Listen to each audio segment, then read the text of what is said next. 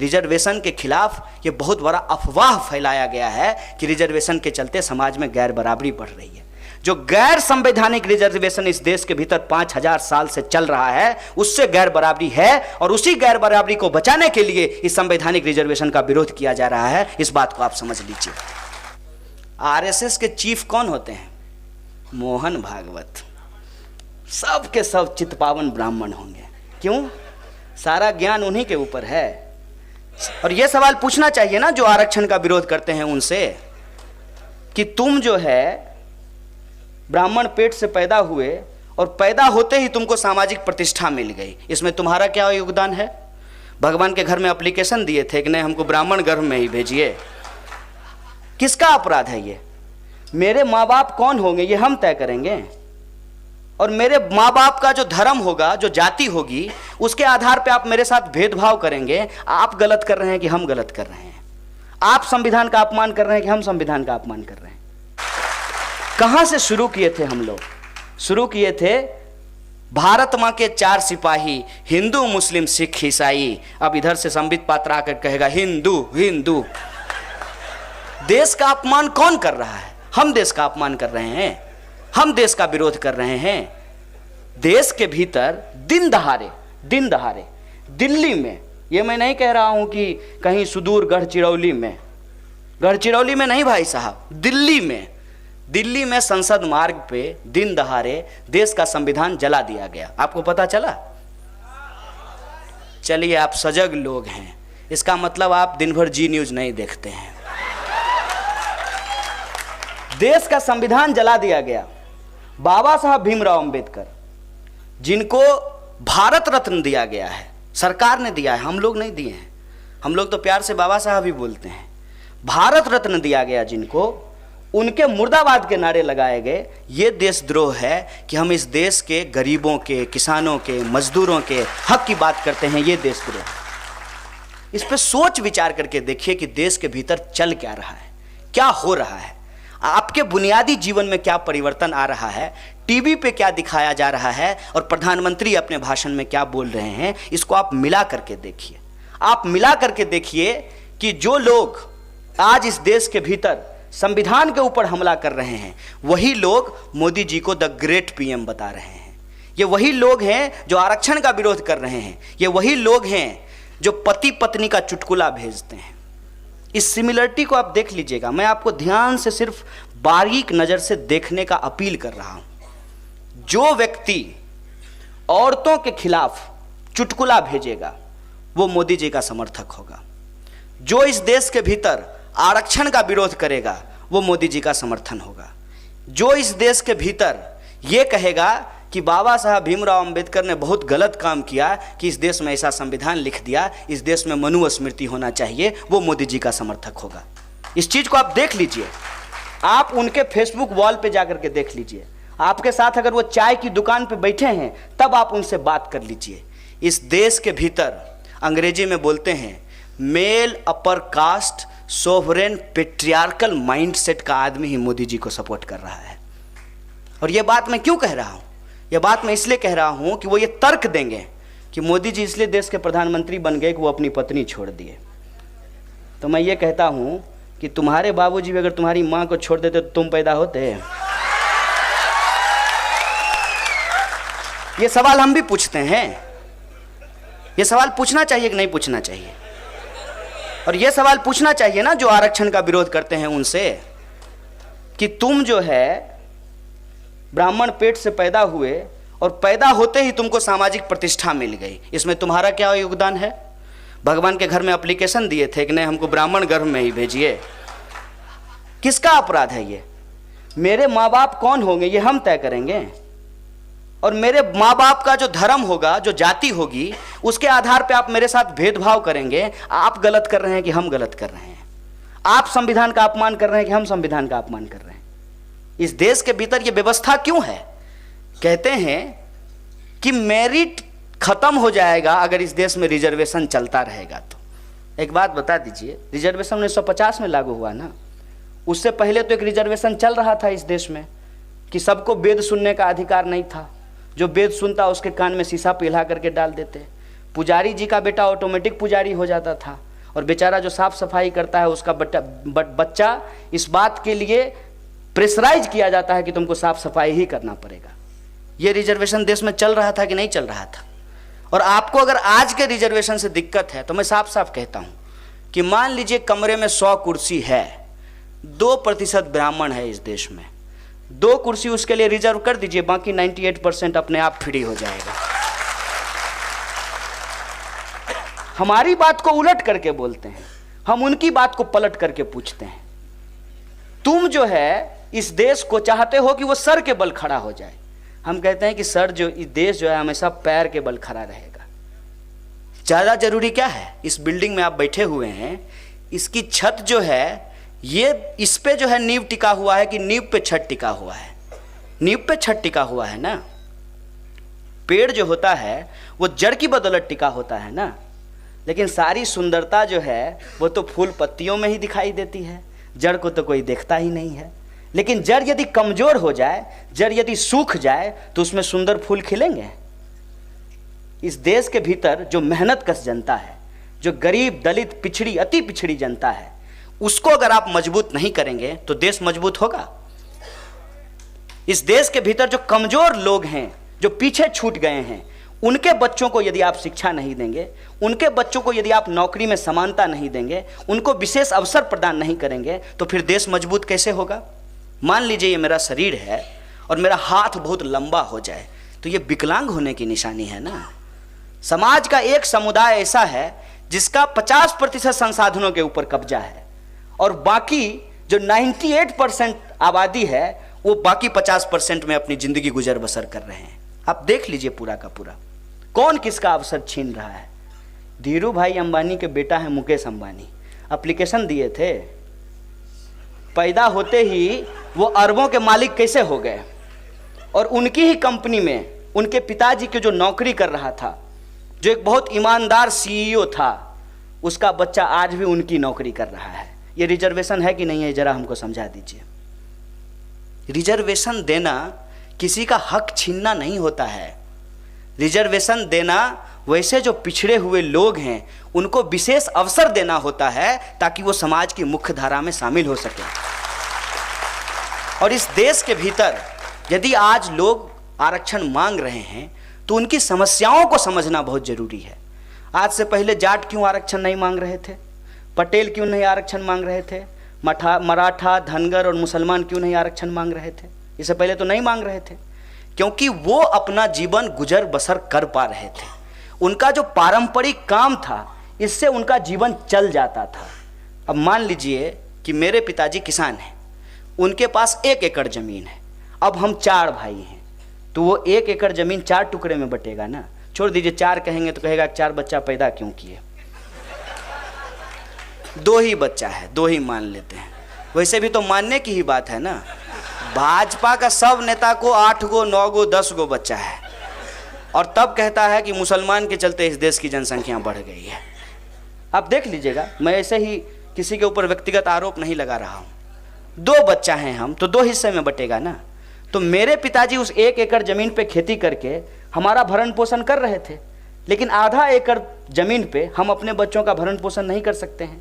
तो हमारे बच्चे जिनका अवसर आज छीना जा रहा है उनको विशेष अवसर देना चाहिए कि नहीं देना चाहिए, ये सवाल है।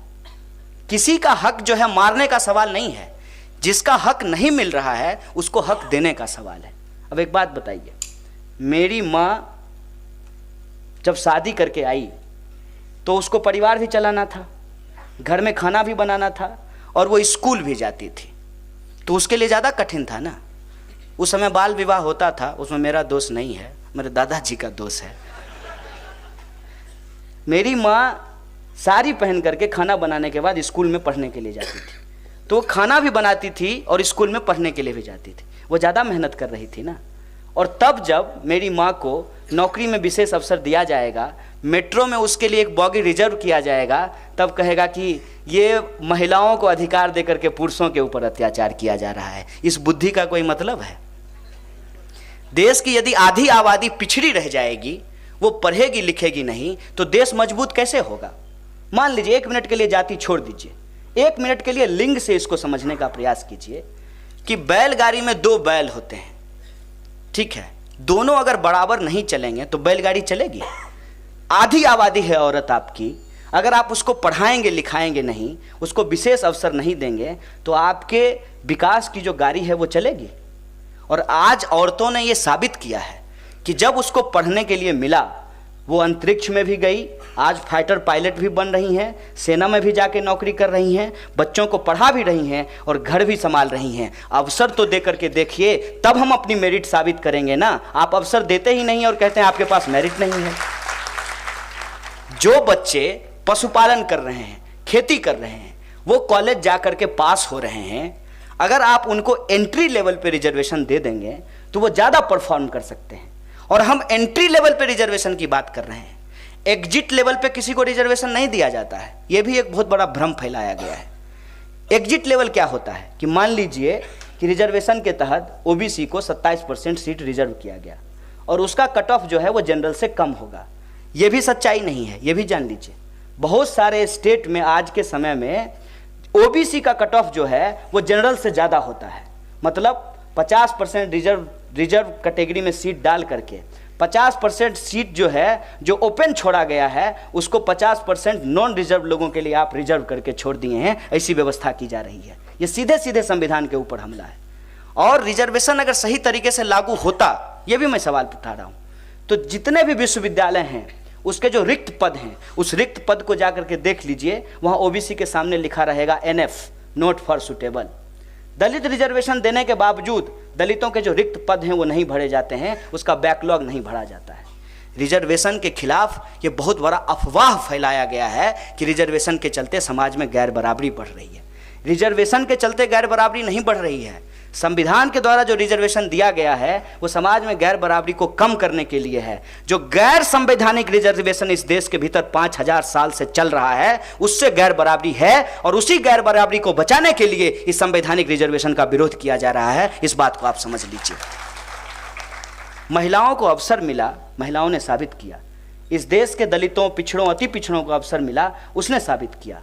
मैं कहता हूं कि सबको अवसर मिलना चाहिए पढ़ने का, और जो पीछे छूटे हुए लोग हैं उनको विशेष अवसर मिलना चाहिए। और एंट्री लेवल पे देने की बात हो रही है, एग्जिट लेवल पे देने की बात नहीं हो रही है। अगर मेडिकल एग्जामिनेशन में मेरा एडमिशन रिजर्व कैटेगरी से हुआ है तो सिर्फ मेरा एडमिशन रिजर्व कैटेगरी से हुआ है। जब हम डॉक्टर बन करके निकलेंगे तो हमको भी वही एग्जाम पास करना पड़ेगा जो नॉन रिजर्व कैटेगरी का स्टूडेंट पास करके निकलता है। फिर ये अफवाह क्यों फैलाई जाती है रिजर्व कैटेगरी के जो डॉक्टर होते हैं वो सही से इलाज नहीं करते हैं? ये क्यों फैलाया जाता है? ये इसलिए फैलाया जाता है ताकि लोगों के मन में एक भ्रम पैदा हो जाए। और ये भ्रम जब समाज के भीतर बढ़ता चला जाएगा तब संविधान के ऊपर खुले तौर पे हमला किया जा सके और संविधान को समाप्त करके उसकी जगह पे मनुस्मृति को लागू किया जा सके। क्या है मनुस्मृति? बहुत कम लोगों को ये पता है कि मनुस्मृति में लिखा हुआ क्या है। मनुस्मृति ये है कि जो मुख से पैदा हुए हैं उनको ही सारा अधिकार रहेगा, बाकी लोगों को कोई अधिकार नहीं रहेगा। ये है मनुस्मृति। मनुस्मृति ये है कि औरत और शूद्र, उनको सिर्फ और सिर्फ सेवा का अधिकार है, उनका अपना कोई वजूद नहीं है, वो पैदा हुई हैं सिर्फ और सिर्फ सेवा करने के लिए। ये मनुस्मृति में लिखा हुआ है। और ये वही मनुस्मृति है जिससे प्रेरणा लेकर के हमारे प्रधानमंत्री कहते हैं कि कचरा साफ करने में आध्यात्मिक सुख होता है। तो आप प्रधानमंत्री क्यों बने हैं? आइए चलिए गटर में उतरते हैं, आध्यात्मिक सुख लेते हैं। ये बात क्यों बोला जाता है? ये तमाम तरीके की औरतों के खिलाफ जो बातें बोली जाती है उसका जो आधार है वो मनुस्मृति है इस देश के भीतर। और ये समझ लीजिए कि ये सिर्फ पिछड़ों, अति पिछड़ों और दलितों का सवाल नहीं है। क्षत्रियों के बारे में भी जो गलत बोला जाता है उसका आधार मनुस्मृति है। वो एक ऐसी सीढ़ी नुमा व्यवस्था है जिसके सबके ऊपर ब्राह्मण बैठे हुए हैं, बाकी सब उसके नीचे हैं। और आप देखिएगा कई बार कहा जाएगा राजपूत है, दिमाग कम है। ये बात मनुस्मृति से निकल करके आई है कि सारा दिमाग तो ब्राह्मण के पास होता है, राजपूत का काम तो तलवार चलाना है, दिमाग का काम तो सब जो है वो ब्राह्मण करेंगे। लेकिन यही राजपूत एक नेता थे, ऐसा ब्राह्मणवाद को लंघी लगाए हैं कि अब तक नहीं संभल पा रहा है। बीपी सिंह ही मंडल आयोग लागू कराए थे ना। इसीलिए मैं कहता हूं कि मनुवाद जो है वो किसी एक जाति के खिलाफ नहीं है, एक जाति को छोड़ करके वो तमाम जातियों के खिलाफ है और तमाम लिंग के लोगों के खिलाफ है। इस बात को हमको समझना चाहिए। और इसका एक उदाहरण मैं और आपको बता देता हूँ। आरएसएस के चीफ कौन होते हैं? मोहन भागवत। सब के सब चित्पावन ब्राह्मण होंगे। क्यों? सारा ज्ञान उन्हीं के ऊपर है। चीफ होंगे आप, और रोज सुबह सुबह हाफ पैंट पहन करके डंडा घुमाए हम। मंत्री बनाना होगा तो कांग्रेस से लोगों को ला करके मंत्री बना देंगे। मुझे तो जो साधारण संघी हैं उनके ऊपर दया आती है, और बड़ी दया आती है। बताइए कितना मेहनत किया, शरीर बनाया, झूठ बोला, झूठ फैलाया, अंग्रेजों की सेवा की, मोदी जी की सेवा कर रहा है, और मंत्री बनने का बारी आया तो कांग्रेसी सबको लाला करके मंत्री बनाया जा रहा है। रीता बहुगुणा जोशी कांग्रेस की नेता थी ना, मंत्री किसमें हैं? भाजपा की सरकार में। मुकुल राय कहाँ थे? तृणमूल में। नेता कहाँ बने हैं? भाजपा में। और नरेश अग्रवाल जब समाजवादी पार्टी में थे तो हिंदू विरोधी थे, भाजपा में शामिल होते ही हिंदू भक्त हो गए हैं। ये है हकीकत। इस हकीकत को हमको समझना चाहिए कि ये मनुवादी लोग हैं, सत्ता पे काबिज हो गए हैं, संविधान के खिलाफ हैं, इनको संविधान नहीं चाहिए। पहले भी उन्होंने ये संविधान का ये कह करके विरोध किया कि ये एक अछूत के द्वारा लिखा गया, इसको हम नहीं मानेंगे। पहले भी इन्होंने तिरंगा झंडा को झंडा मानने से इनकार किया। पहले भी ये देश के आज़ादी के आंदोलन में हिस्सा नहीं लिया, अंग्रेज़ों का साथ दिया।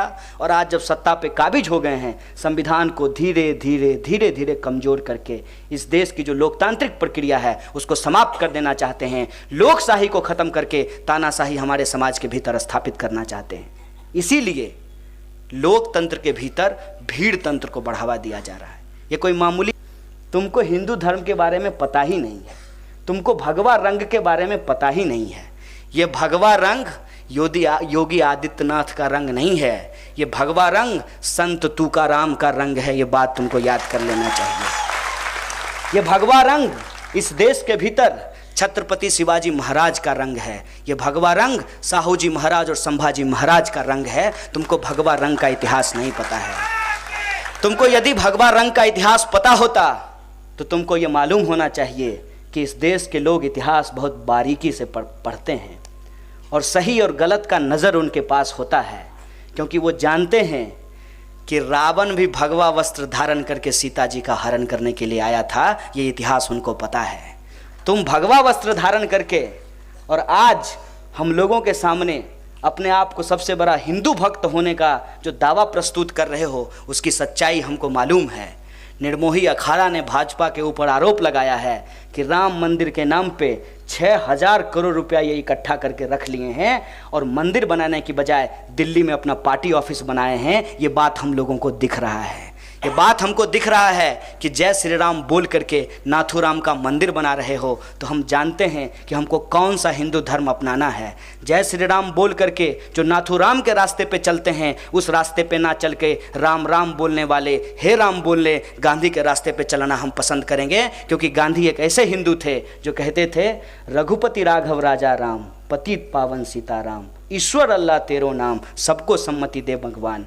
हमको यदि हिंदू बनना होगा तो हम बचाने वाला हिंदू बनेंगे, मारने वाला हिंदू नहीं बनेंगे। ये बात मैं आपको बता देना चाहता हूँ। और हिंदू धर्म के नाम पे तुम हमारे ऊपर जो मनुवाद थोपने की कोशिश कर रहे हो, ये सच्चाई भी हम जानते हैं। क्योंकि हिंदू धर्म के भीतर जो विविध परंपरा है, उस विविध परंपरा के बारे में हम जानते हैं। शैव संप्रदाय और वैष्णव संप्रदाय के बीच का जो विभेद है, जो शास्त्रार्थ है, उसकी सच्चाई हम जानते हैं। वैदिक संस्कृति और जो जातिवादी संस्कृति है, उसकी सच्चाई हमको पता है।